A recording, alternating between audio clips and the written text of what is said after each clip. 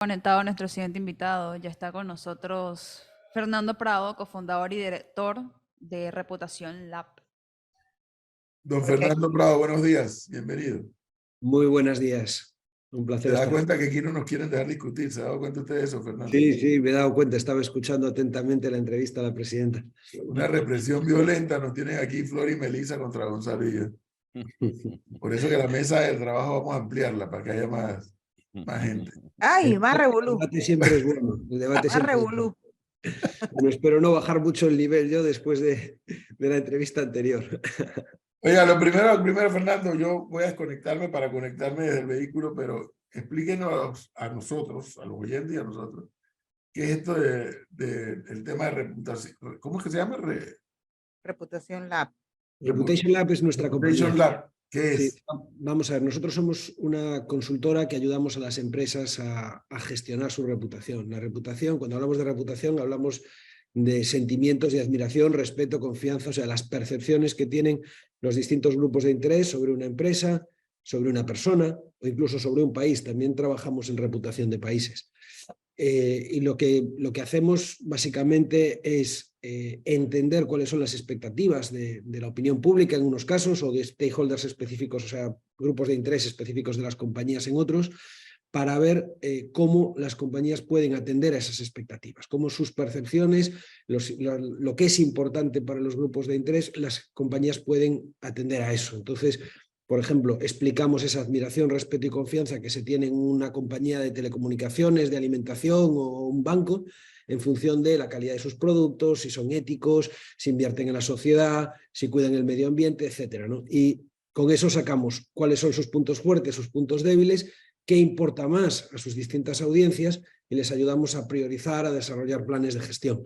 De vez en cuando también hacemos estudios que publicamos, como el que acabamos de publicar hace un par de días, en que pues, divulgamos pues, la importancia de la reputación, podemos explicar, podemos demostrar empíricamente que una empresa bien percibida mejora la intención de que compre sus productos, de invertir en ella, de que se solicite empleo, o sea, de captar el mejor talento, o incluso de que la perdonen si se equivoca o de que le concedan el beneficio de la duda. Ahora, Si entiendo que el estudio lo piden las empresas, lo solicitan las empresas.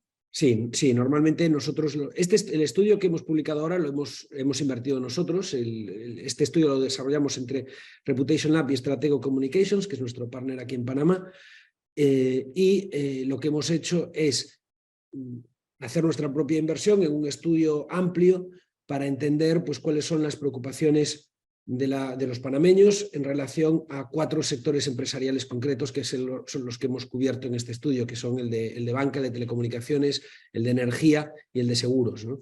Me quiero enfocar ahí, don Fernando, en el tema de la banca. Sí. El tema de la banca es importante por lo que significa el centro bancario panameño, no solo para nuestro país, sino para la región. Pero el COVID y todo alrededor de la pandemia sí generó una fractura entre el ciudadano a pie con el sistema bancario. Y yo quisiera saber si esa fractura, si ese cortocircuito se vio evidenciado dentro del estudio. Así es. La pregunta es muy buena y tiene mucho sentido. Vamos a ver. Yo creo que surgen varias cosas, ¿no? La época de la pandemia fue una época muy complicada. Y las empresas acudieron al rescate de la población, porque esa es la verdad. O sea, si pensamos, hablando de la banca, de los alivios financieros que hubo, de cómo soportaron pues, económicamente pues, esa situación en que mucha gente pues, no recibía ingresos, tenía que aguantar, pues digamos que la actitud de las empresas en general, y en este sector en concreto, yo creo que la podemos considerar positiva. Ahora, ¿qué pasa? Que se han generado expectativas y esto no es un tema puntual de Panamá, esto es un tema internacional. En otros estudios que hemos visto en otros países nos sucede lo mismo. Lo que estamos viendo es que desde la pandemia hemos salido de una crisis y nos hemos metido en otra, porque salimos de la pandemia, empieza la guerra en Europa, la subida de los precios de los combustibles, de las materias primas, del transporte, por lo tanto empieza a subir los precios de la cesta de la compra, se genera esa espiral inflacionista, a la vez que en una situación todavía de crisis, pues las empresas tienen que ajustarse, tienen que capear el temporal, muchas veces hay ajustes de plantilla, hay mayor desempleo, entonces es como una especie de tormenta perfecta. En ese momento, esa sociedad, ya digo, esto es una tendencia internacional, que ha visto como las empresas en la anterior crisis, que fue una cosa pues totalmente nueva, que fue la pandemia, acudieron al rescate de la población, pues se generan expectativas de que esas empresas vuelvan a acudir al rescate de la población. Y no, a lo mejor, el no estar siendo así hace pues que haya una decepción por parte de los consumidores, por parte de los ciudadanos. Y eso ha hecho que en general en los últimos 2 años lo que estamos viendo son caídas de la reputación de las empresas, pero no es un tema único de Panamá, es un tema general a nivel internacional. Y ahora, si ponemos el foco en Panamá y en el sector banca que me está preguntando, vamos a ver, Panamá es un país donde hace años, cuando hicimos nuestros primeros estudios de reputación en el sector banca en Panamá, ya hace unos cuantos años, veíamos que, a diferencia de otros países donde en general los bancos no son bien percibidos, no es uno de los sectores queridos por la población, en Panamá tenían buena reputación en media. Había algún banco incluso con una reputación excelente, ¿no?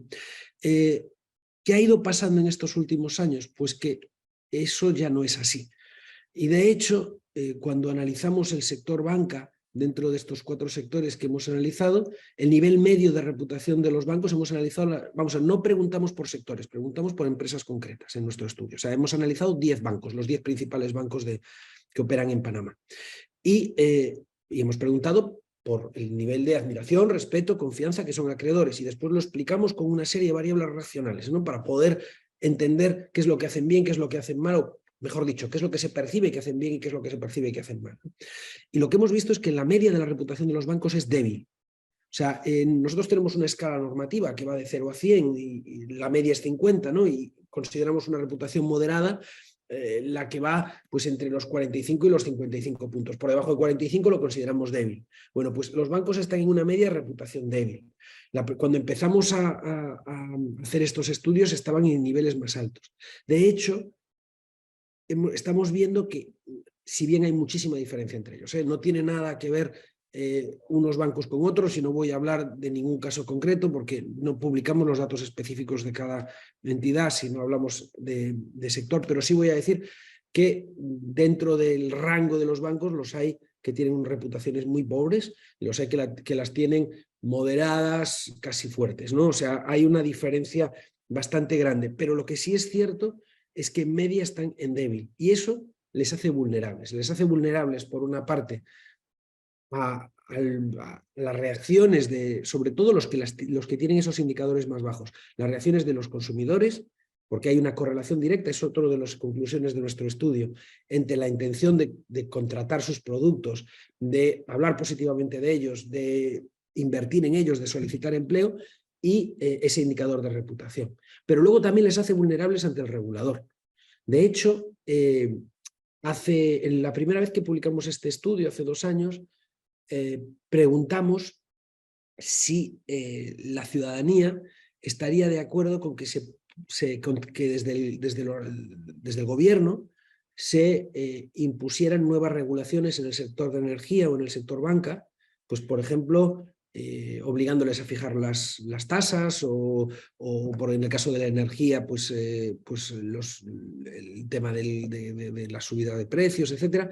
Y había una muy mayoritaria respuesta positiva ante a la idea de regular en contra de ellos, ¿no? Esto es muy interesante porque, o sea, nos habla del concepto de la economía de la reputación. En la medida que una empresa consigue admiración, respeto, confianza, los comportamientos de apoyo hacia esa empresa por parte de los distintos públicos se convierten en positivos. Claro. Cuando caemos en reputación, se convierten en negativos. Claro, pero, y Flor, discúlpeme rápidamente, pero don Fernando, hay algo que a mí me llama la atención. Los sectores que ustedes ingresaron, por ejemplo, o con los que trabajaron en su estudio, son los sectores de telecomunicaciones, energía, banca, que precisamente no son los sectores más apoyados por el ciudadano a pie.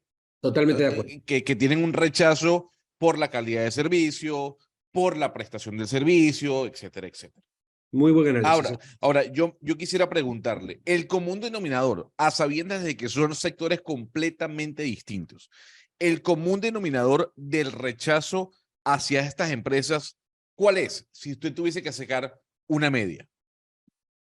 Bueno, vamos a ver, es distinto dependiendo del sector. O sea, hemos analizado, porque lo bonito de este estudio no es decir están bien, están mal, es por qué están bien y por qué están mal.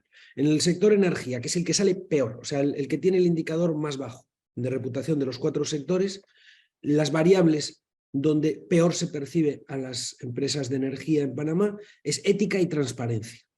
O sea, el problema que están teniendo las empresas de energía es que se percibe que su comportamiento, su trato, no es ético y además que no muestran lo que están haciendo. Esto es un sector muy regulado, también hay que decirlo, pero bueno, la circunstancia es esa. Por otro lado, si nosotros vamos a sectores como seguros, por ejemplo, donde peor se percibe a seguros, o sea, se percibe como que es un sector muy sólido, no se percibe mal la calidad de los productos y servicios, etcétera, pero donde se ve el problema es en que se percibe que no invierten en la sociedad.